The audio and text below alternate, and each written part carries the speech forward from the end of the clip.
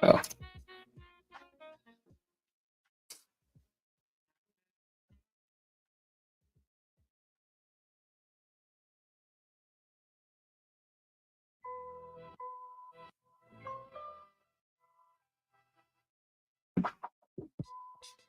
How's it going, Cujo?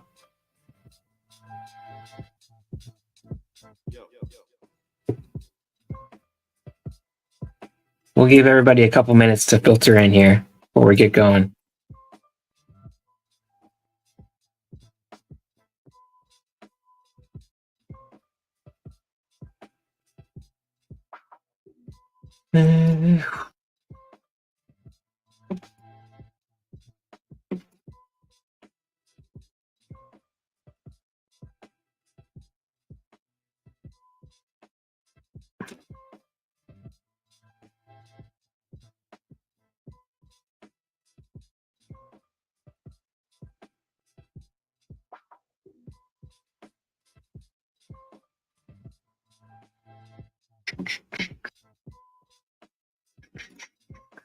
What's the link for this one? Let me share it.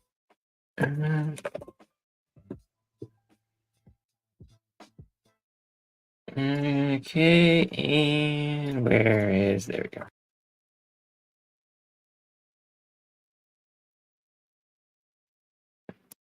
All right, tweeted it out. All right, so we can start diving in. Two gamer tonight. The Titans Dolphins game with Will Levis and Tyler Huntley making his after 1 week. Tyler Thompson was so bad last week that the Dolphins decided they couldn't wait, and they're starting Tyler Huntley. And then we have much more interesting and exciting game, at least odds wise, with the Seahawks going to Detroit. We can actually ask. Let's see what the actual odds are right now. We can use our friends over at Gambly. Let's see. If you guys don't know what Gambly is, it's like an AI chatbot thing. So you can ask it questions like, "What are the consensus odds for tonight's Monday night football games?" But we'll make sure we specify. We can just ask it, and it should pop up us with some consensus numbers here. Give us an idea. Last I checked, the total. Oh, Chan, you need to fix your bot. Where's our full games? We're gonna say it's a bad response. Wrong player, team market. Let's try this again. But I wonder if they're hidden in here somewhere.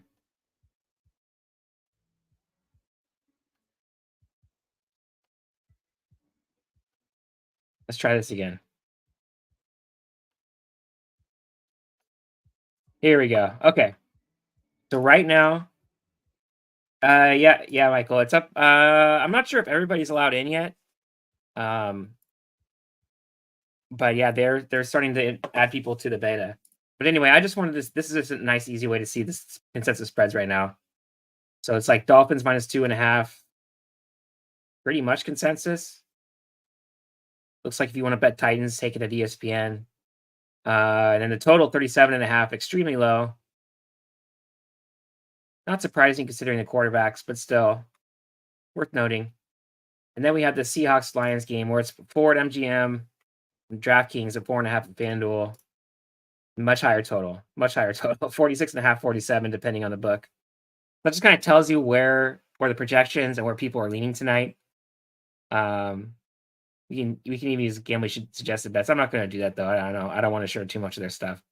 But so everybody is probably, we'll see this in the ownership, but most people are going to want action on this Seattle Detroit game, and nobody wants to bet on Will Levis right now, and nobody probably wants to bet on Tyler Huntley, even with all the playmakers that the Dolphins and the Titans really have. I don't think we're going to see much ownership on this game. Probably going to be all focused on the Seattle Detroit game.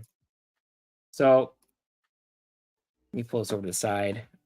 Looking at the ownership, Devon Achane is actually the highest owned player. That's not surprising. Low total game, Miami favored.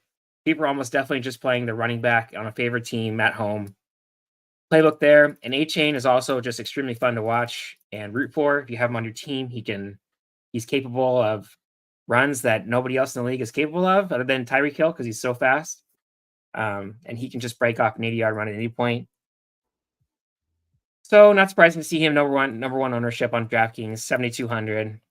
What is even the next most expensive running back is Jahmyr Gibbs at 6,900. Problem with Jahmyr Gibbs and David Montgomery is they're in a timeshare.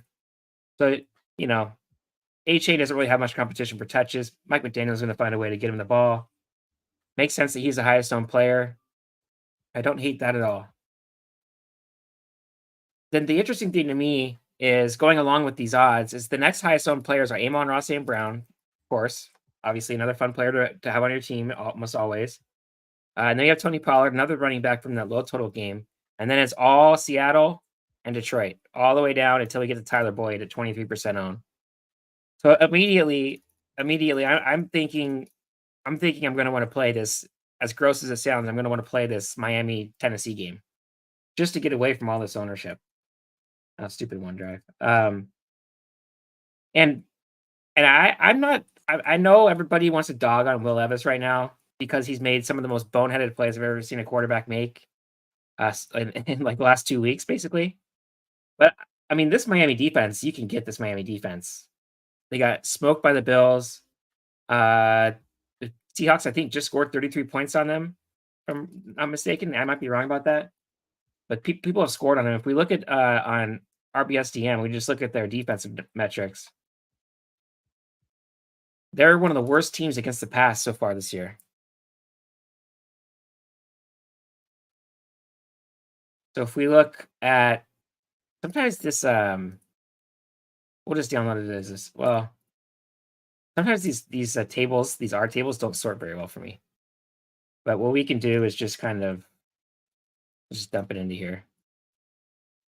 Let me share the screen with you guys.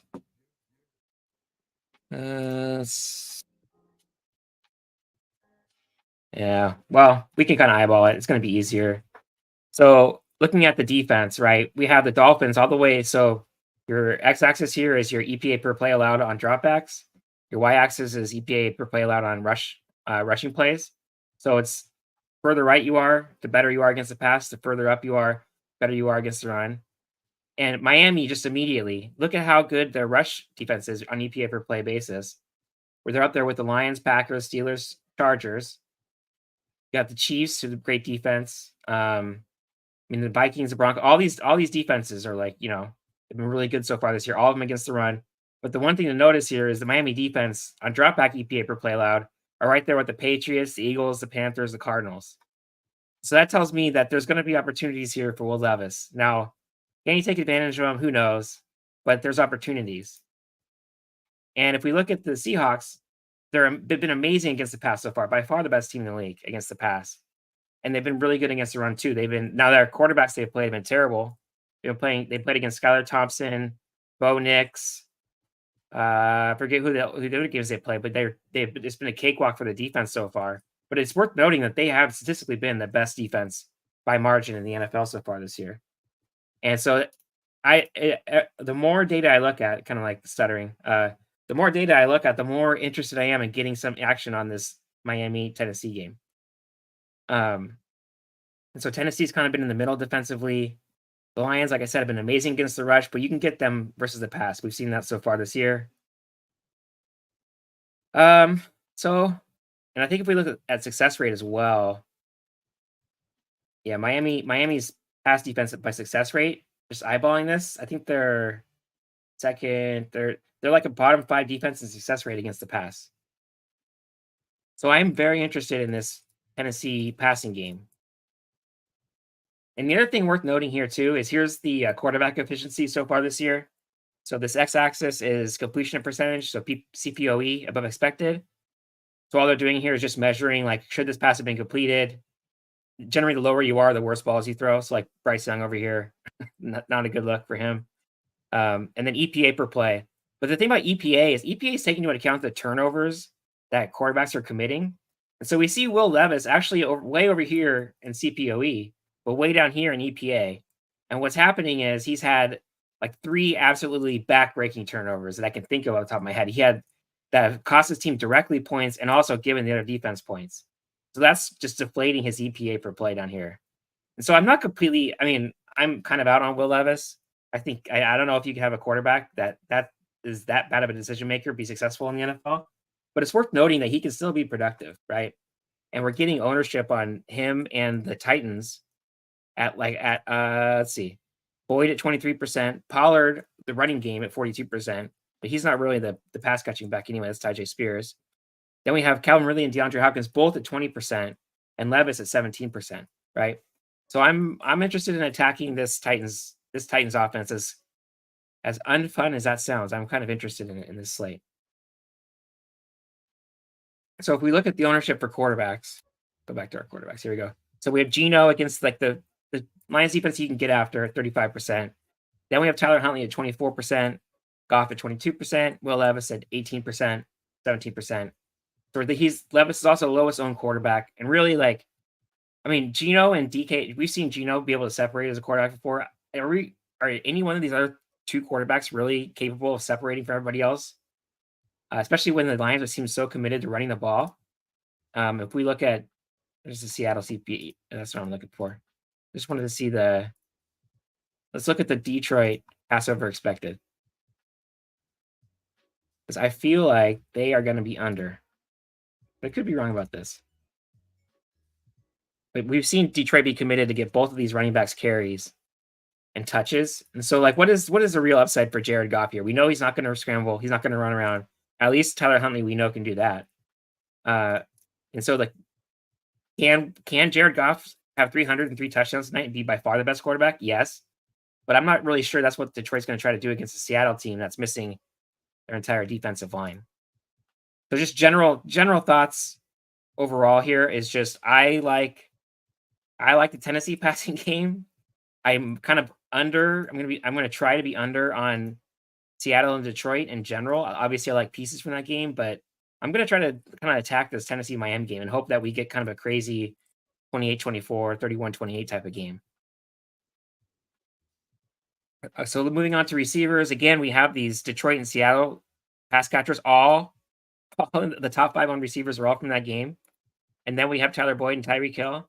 And Tyreek Hill, I mean, I know it's Tyler Huntley. How much they're really going to be able to get Tyreek Hill the ball, but he's still the most productive DFS. I mean, not any fantasy receiver we have, right? He's 7,900 and 20% owned on a 2-game slate. Like getting Tyreek Hill at 20% owned on almost any slate is a gift, right? Especially a slate this small. We've seen how productive he can be and how much the Dolphins work to get him the ball. And Jalen Waddle also at 20%. Like there's just flat ownership across the board in this Tennessee Miami game with premium pass catchers. And these are all big names, right? Tyreek Hill, Calvin Ridley, DeAndre Hopkins, Jalen Waddle. So everything I see from this slate just tells me that I should be looking to attack the early game and just hope that we see Detroit run the ball for like 200 yards and slow the game way down.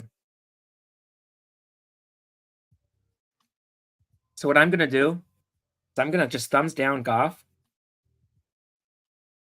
And I'm going to go ahead and thumbs down Geno.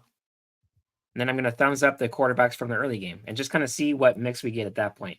So what the thumbs up have done, if you guys haven't seen this before, is so now notice now our projections for these players are different than our field points or our field projection on our site. So field projection is what you think the field is going to have as their projection for the player. Totally fine to use that as your projection as well. The basic idea is the field isn't going to be using the same projection set as you. So if you can have some kind of aggregate that you think people are going to build with, then we'll build lineups with this aggregate number. But then when we're actually simulating the player outcomes, then we use the projection number.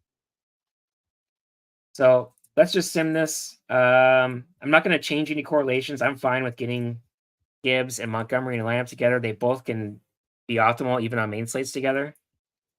So let's just run this thing. So I've set to my standard. Actually, let's change these values. Let's go to a 2-game slate, turn the minimum salary way down. I'm going to keep the max percentage of optimal to be around 20%. And then I'm just going to allow up to 4 players versus the defense. That's fine. I mean, just think of the scenarios. Will Levis, we've seen him throw pick sixes before. And on a 2-game slate, all a defense needs, no matter how many points they give up, all a defense needs to be optimal on a 2-game slate is 1 defensive touchdown. So I'm totally fine with having a Tennessee stack with a Miami defense coming back. And there's almost an argument to be made that I should just take in our player correlations, I should just take Will Levis and almost like make what is the default when we can look it up. So if we look up, this is probably not the best way. So let's look up by player. Let's look at Will Levis. So the opposing DST is normally like a negative 0.3 correlation. There's an argument here. We'll see how many lineups we get with the Miami defense, but there's an argument here that we could even reduce this number down to like negative 0.15 or something, right? Cut it in half. But let's just run this thing for DraftKings. And I didn't choose a contest because I was talking too much. There we go. So we're going to run this. Okay. And then while that's running, let's do a get lineups really quick. You guys can check that out. This is the tool to use. So like our sims are super customizable. We try to make it so like whatever you think you want to be able to do with our sims and optimizer, you should be able to do them. We kind of let people. We want you to be kind of trying and experimenting with different ways to use the tools. If you just want to sweat a game or you want to sweat a slate and you don't want to think too much, getlineups.com. Go in, choose the contest, the slate you want, choose the contest size. We're going to choose a large field contest. And then all you do is you just choose players you want to boost and players you want to limit. And so I'm going to boost Will Levis because I said I like the passing games. I'm going to boost Tyreek and I'm going to boost let's boost Calvin Ridley as well, just for fun. So let's just see what kind of lineups we get with this. So this will take about a minute to pull up, get some AI summaries for us. See if there's any questions in the chat. Doesn't seem like it.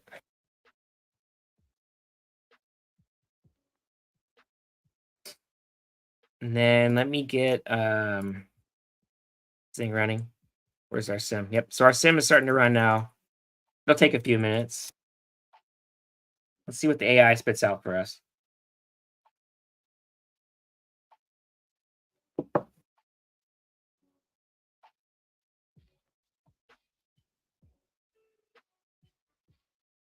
Generating our summary. This looks a lot better on your phone, by the way. It's nice and cropped. Actually, we can show that off. We can just do that button right there. Dimensions responsive. What is this like on an iPhone 14? Oh yeah, that's beautiful.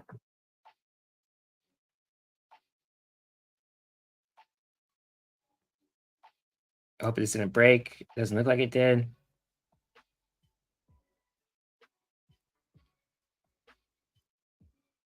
Okay, well, while this is completing, I'll hide the window so I can put in the promo code.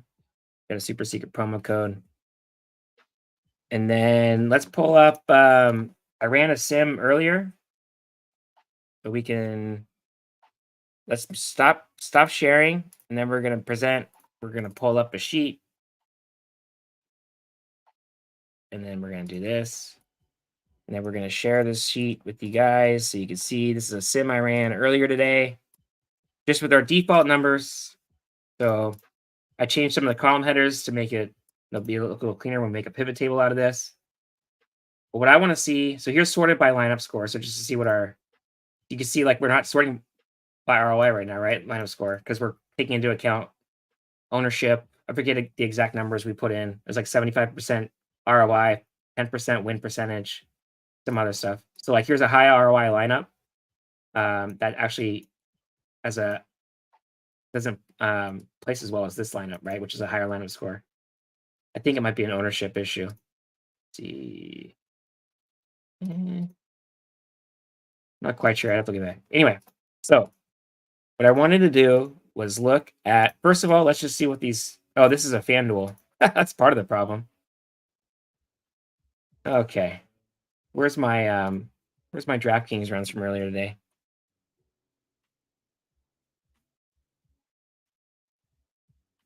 Let's go ahead and well, I'm on FanDuel. That's fine. So let's just look at FanDuel. No. Let's do this. Let's do it right. So let's go back to let's go back to let's do this. We'll save it. We're gonna make this we're gonna do FD, and then we're gonna go back to here and this thing. Let this download. It might take a minute. Okay. All right. And then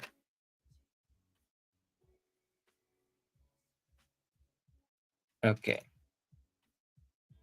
So now let's share this one. This one is DraftKings. Okay. So looking at the top lineup score lineup, you got a bunch of Seattle stacks up here. Here's a Seattle onslaught. I mean, this is the Seattle either falls way behind because David Montgomery scores 3 touchdowns, or this is the Seattle just beats the crap out of the Lions lineup. Looks like we get a lot of Seattle up here.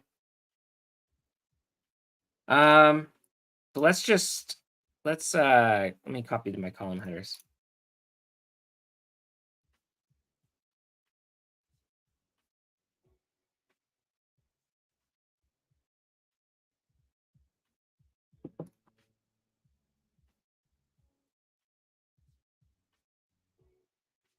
So copy these over. I don't think you need to do this, but just for naming purposes, let's make a pivot table out of this data. And what I want to see is just the stack stuff. So let's take a look at ROI, win prob, top 1% prob.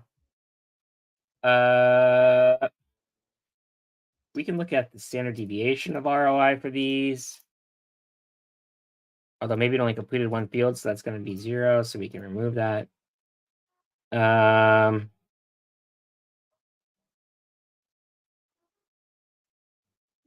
Or my column headers are messed up. Nope. Yeah, it looks like this one only ran one field. That's okay. So all I wanted to see here is just the averages by stack length. And let's we're gonna sort on ROI. So the first thing I would point out here is look at how bad skinny stacks are with Detroit and Seattle.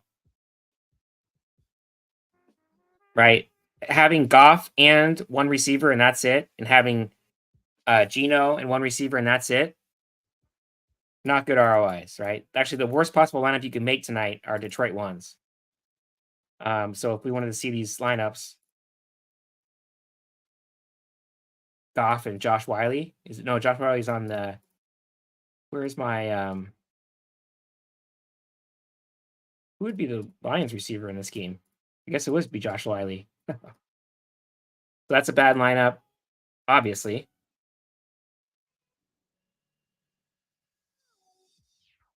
These are actually Goff and Geno nakeds. I'm an idiot. So this would be like Goff and no receivers or anybody. You don't want to play Goff and Geno naked is the long the long answer. But I want to point out the Detroit 2 and Seattle 2 one-offs don't rate out very well either, right? And Detroit 2 especially. So if we look into some of these, now here's a Jameson and Jared Goff lineup. I think this would actually be no. So this would be a negative 90% ROI. Leaves a lot of money on the table, obviously. But the main thing I wanted to point out here is in general tonight, I don't want to be playing these Seattle 2, Detroit 2 skinny stacks. Right? I mean, these ROIs are not good. And we have Tennessee 2 down here as well. But I mean, that's already kind of getting different on its own. I'm not 100% worried about that. And then Miami 2 is actually graded out really well. So Huntley and one receiver. And I mean, there's an obvious reason for that. The one receiver is probably Tyreek Hill or Jalen Waddle. So those are two. If one of those two players hits and Huntley hits, then That's going to be a great lineup tonight.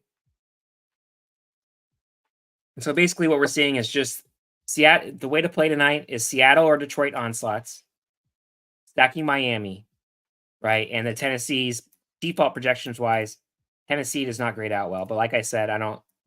We changed those values. We can double check those in a second with our thumbs up and thumbs down. Seattle onslaughts definitely don't seem likely tonight. They're 4.5-point underdogs, but there's a world. There's a world without a doubt. Jared Goff can always put up a stinker.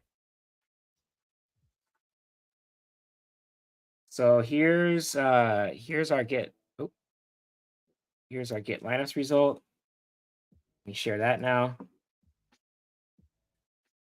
gonna pull this back up. Grab our get lineups. So the best lineup on get lineups with the Will Levis. What did I do? Will Levis, Tyreek, and Ridley.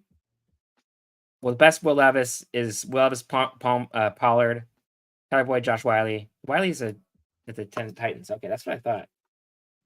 Then we have some Genos. And so it's not when we boost a player, it doesn't necessarily mean that you're always going to get that player back. Right. We're doing some work on the back end to try to find what are like plus EV lineups. And these were done with here's the Calvin Ridley. These were done with default projections. But anyway, if you just want to line up the sweat, that's the way to do it. Just get lineups.com. Like $2 to get 20 lineups. Super cheap. And here's the results for, let's double check and make sure these are the results. So here's the results for our thumbs up, thumbs down. Let's just look at, now here's a ton of Tyler Huntley. So we can actually pull up, let's pull up top 150, top 150. Might have broke the entry builder on one of these, maybe on both of them. We'll see. All right, here we go. This is pretty crazy to just get, oh, it's sorted on running back. Okay. I was confused because it was just like David Montgomery all in a row. Let's go sort on lineup score. Oh man. Scroll bar. There we go. Where's our lineup score? Here. Let's go back and sort on this thing. There we go. So we can move our focus player. So in our top 150, we're still getting 90% Devon A-Chain. Not surprising. Not surprising at all. A ton of Dolphins defense.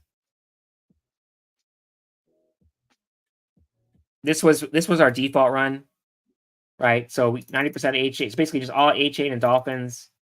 And then Seattle stacks in our top 150. Kind of what the data showed. Seattle big stacks too. Don't do skinny stacks. Here's some Kenneth Walker, 35%. So Gibbs, 39%, and 60% David Montgomery. Makes sense to me if you're just running default stuff. I would just be careful of waiting too far into that Seattle-Detroit game because you have to figure that's where everybody else is going to be playing. So we could try to get different elsewhere. Here's the second build we did. This is the build where we thumbs up with Levis and Huntley and thumbs down Geno and Jared Goff. And so now we're getting a lot of Huntley, obviously. And we are getting a lot of Levis. A lot of Levi's. Well, actually not a lot of Levi's. We're getting 85% Tyler Huntley. We can't get that many Levi's. We get 11%. And then probably the rest, I would guess, are Geno. Yep. 3%, 1% Goff. And we're still getting a lot of Dolphins.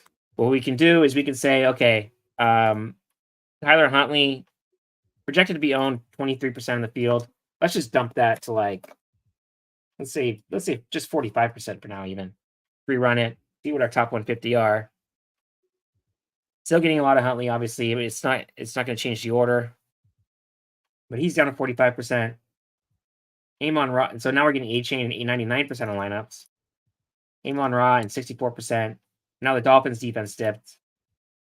And now we're getting 41% with Will Levis. We're not I would like to get more Calvin Ridley, I feel like, than 16%. I just feel like this is a great matchup for him. We've seen Miami get beat on deep balls this year. I think Keon Coleman got one last week against them. And Levis isn't afraid to take shots like that.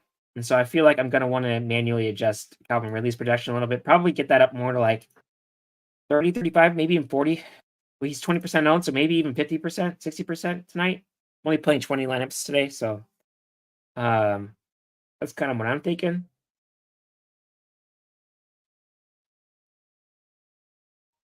Let's see. Anything else interesting putting out here? So I talked about how the Seattle and Detroit skinny stacks and naked were not great plays.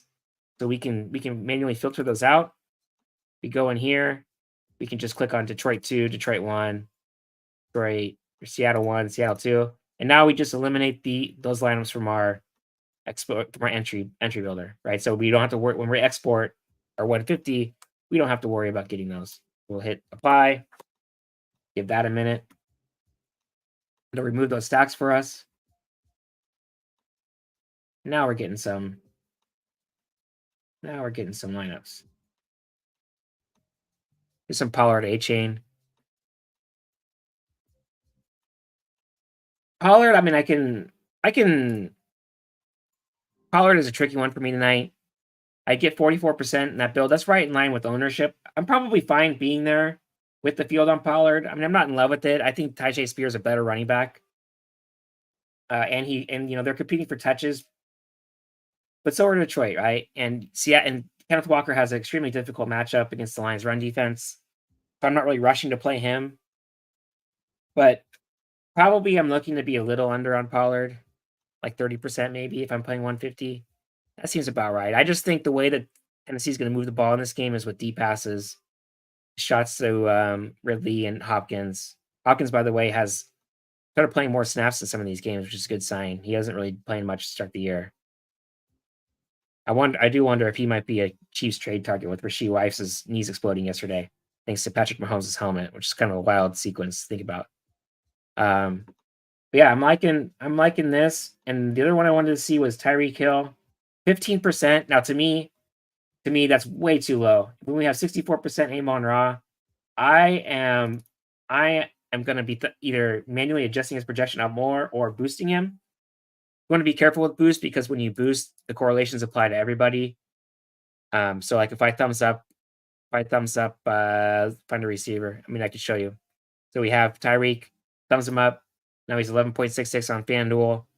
And now Jalen Waddle's projection also got thumbs up. So you want to be careful like using this too much because you're going to, each time you boost somebody, it increases their projection by 10%. So you want to be careful of that, getting kind of too concentrated on certain players. The point of the boost is to kind of just quickly adjust, click once or twice on a booster or limit, and you're just kind of adjusting the game to how you think the script is going to be for that game quickly, right? You don't have to like manually adjust everybody's projections just to get to a game script that you like. But if we just force exposure to Tyreek, let's say I want 60% Tyreek tonight. That's probably too much. But let's just see how it looks in our exposures. Still a ton of A-chain, ton of Dolphins. Defense still only 58%. I'm kind of back and forth on this number. There's a world where the Seahawks defense, they are missing everybody on their defensive line. So, it just seems like this is a good spot for Detroit to run the ball a ton. But there's a world where Seattle's able to get pressure on Goff and get some sacks, maybe a turnover, and they become the optimal defense. But defense scoring is mostly random anyway. So it's not, I don't really fret too much about defense. I just want to make sure I'm not overexposed to a certain defense. And in this case, I feel like I might be a little overexposed to the Dolphins. Where's our Tyreek? There he is. So 60% now. Still sitting at 45% Huntley because of the filter we put on. Now Amon Ra is down to 46%. Pollard's hanging around 50%. What about our Ridley? 13%. So again, I'm going to be the way I'm going to be approaching this slate is I'm just going to be running sims with mostly the same settings. I'm not going to tweak them, I don't think. And then I'm going to be kind of manually adjusting you guys' projections. So like instead of just forcing Calvin Ridley like 40%, I'm going to adjust his projection up or maybe adjust the standard deviation up a little bit to kind of increase the variance, 'cause I do feel like he's a highly variant play tonight, and, I'm going to try to get a little more. I'm probably gonna try to get double the field on Ridley and at least double the field on Tyreek and just hope these passing games go off. And I think if we get kind of a shoot like a random shootout in this Miami-Tennessee game and Seattle Detroit's kind of 20-16, the plotting run game for Detroit, there's a world where these Tennessee Miami game stacks just become super unique and not many people have them. And so I mean it's a gamble for sure, but that's the way I'm gonna approach it. And the other thing too is if I get some Geno, right now, after these adjustments, we have Geno at 12%. If I get some Geno Smith, I don't mind running some Seattle double or triple stacks at receiver because it's a 2-game slate. You know, 2 or 3 players can become optimal with catching touchdowns. So that is going to be my strategy for tonight. I think these are Seattle. I mean, Miami, Tennessee has a chance to be super ugly, but I don't know. I feel like there's also a chance that this one's kind of fun to watch. There's, like I said, there's really good playmakers on both sides, and we can see some deep plays. I wouldn't write these normally. Like you have a team, let's say for example, like Cleveland Raiders yesterday, right? That game had the same, it was a little lower total, right? It had 35 total, but who were the playmakers in that game that are going to break 80-yard touchdowns? I guess Amari Cooper had one called back, but that was just an ugly game where there's really not much upside for these guys to go off. But look at these playmakers: Pollard, A Chain, Calvin Ridley, Tyreek Hill, Jalen Waddle. All of these guys are capable of stretching the field and getting quick scores and really pushing the score of a game up. So I'm just hoping that's how it's going to work out tonight. Maybe we'll get a quick Calvin Ridley touchdowns. The Dolphins have to throw the ball a lot. They get into the game and then it becomes a shootout. So I'm gonna kind of wait for a second, see if anybody has any questions. If they want, I guess what we could do is we could look at our do the same little quick pivot table to see how the stacks are shaping up. And then if nobody has any other questions, I can jump off.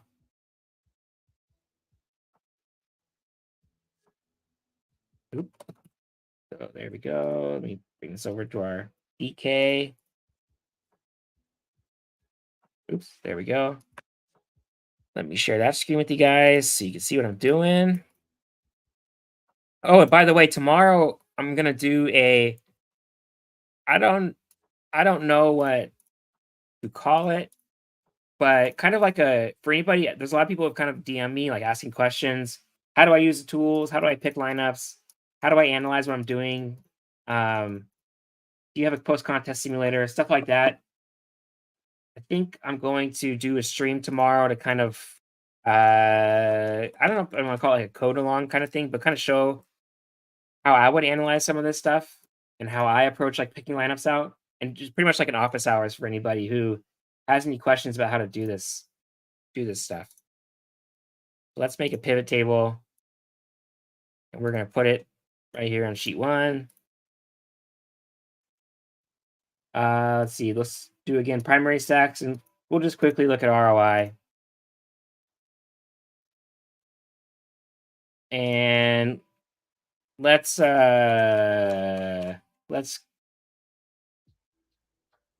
so with boost, without boost, dip, and then dip. So we'll just do this like this, and then we're gonna just look up and see what the dips are. Excuse me. Oof. All right. And then we're just going to do this. So when we boost it up, here's a Detroit 7. I don't even know what in the hell a Detroit 7 is. Is this even legal on DraftKings? Goff, both running backs, Amon Ra, Jameson Williams, Sam Laporta, and the Lions. Now this would be the true Lions win 45-3, and the other game plays the total. It's definitely possible, right? I remember there was a Monday night 2-gamer, I want to say during COVID, with the Niners and the Bills, and the Bills just beat the hell out of them. I'm pretty sure it was Niners Bills, and it ended up being like a 7-player stack from the Bills that won. 'Cause they got a defensive touchdown, and Josh Allen threw like 5 touchdowns. I'm pretty sure that happened. So, I would expect that we don't get very many lineups like that. We can click on a pivot table, you can click in. There's 5 lineups that do that, so super small sample on that ROI difference. The main thing to point out is when we adjusted those diffs, now our Seattle onslaughts really got neutered, and so did our pretty much any kind of stack from that first game, right? But now all of these lineups from Miami, Tennessee all pop off now, right? Not surprising. That's what the boost should be doing when we do that. We basically just played into the Miami, Tennessee as a passing game script, and Detroit, Seattle is going to be lower scoring. And now we get all these nice stacks. But I think that's going to do it for me. I'll be back on tomorrow at 2. If anybody has any questions for me, I'll find something to work on while what I might do is I might set up a little like post contest sim tool. Because like we can use it with the late swap sims that we're adding. And I might set something like that up, and then we could do like lineup reviews with it. So you guys can send me. Maybe that's what we can do. I'll kind of do like a code it out really quick because it should be pretty simple. And you guys kind of send me your lineups you want me to test from what you had, and I can tell you what your equity was or should have been. And then we could talk about that maybe. That might be something interesting to look at. But anyway, all right. Good luck tonight, everybody. I hope if it's not me that wins 500K or 100K, I don't know what the FanDuel prize is. Then I hope it's you. So have a good one. See you guys.